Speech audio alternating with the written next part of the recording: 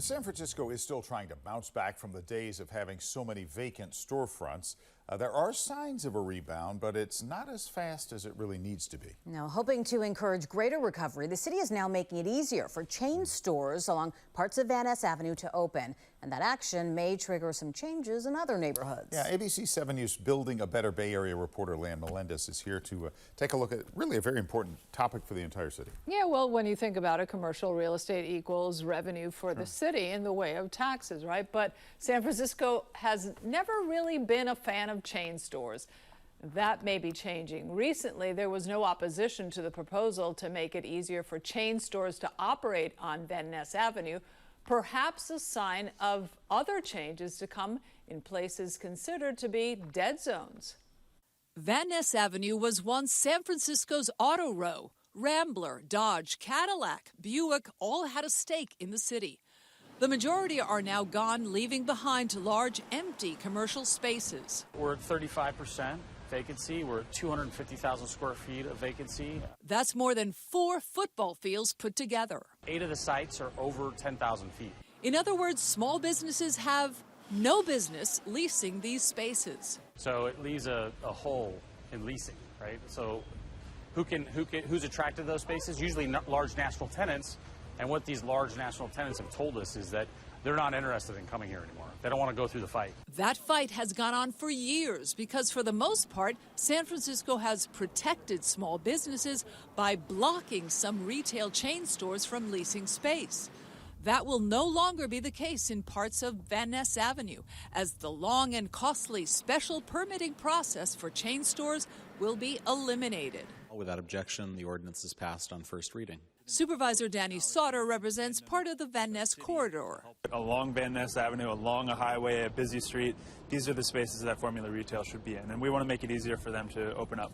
3 neighborhoods in San Francisco, North Beach, Hayes Valley, and Chinatown, have banned chain stores for more than 20 years and have already launched a preemptive strike. So the North Beach and Chinatown Business Associations actually wrote a letter to the Board of Supervisors and the mayor that said, we don't have a problem with this Vaness loosening of controls and regulations, but don't think that you should or can do that to Chinatown or North Beach. But others see the changes to the Vaness corridor as an opportunity to begin lifting some business restrictions in other parts of the city. We are getting serious about supporting small businesses in our city by removing outdated rules and slashing unnecessary regulation. For example, in most of District 3, which Supervisor Sauter represents, 2 businesses are not allowed to operate in one location. If you want to open a coffee shop and a bookstore under one roof, you're not allowed to do it in most of our districts, so that's something we're going to change. It makes no sense. We need to give businesses more flexibility.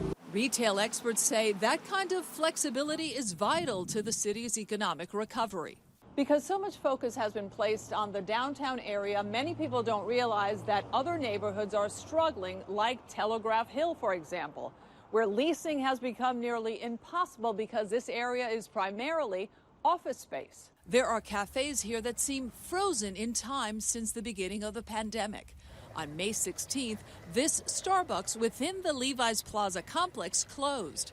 2 weeks later, so did Fog City Diner after 40 years. But some of these closures are natural, and it's going to be opportunity for new businesses to come in and bring in great new concepts. We see that office tenants are looking at projects that their employees will want to return to. Commercial real estate agents are beginning to use terms like expansion phase and rebounding.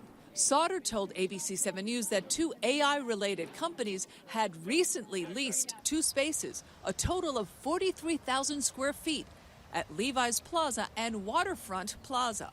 This area could turn out to be a real hub for artificial intelligence startups. And people seem alarmed when they hear that 22 Walgreens have closed in San Francisco in the past 5 years. Starbucks has eliminated 10 stores since 2023.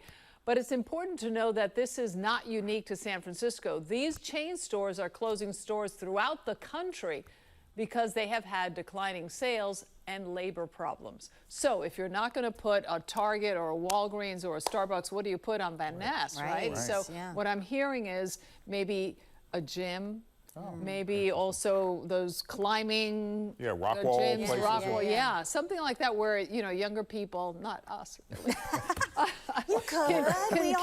can do all these experiences. Right. Which young people really are into. Oh, they really are. Right. I like the experiences too. Don't need to climb a rock wall. We can watch. Thanks, Leanne.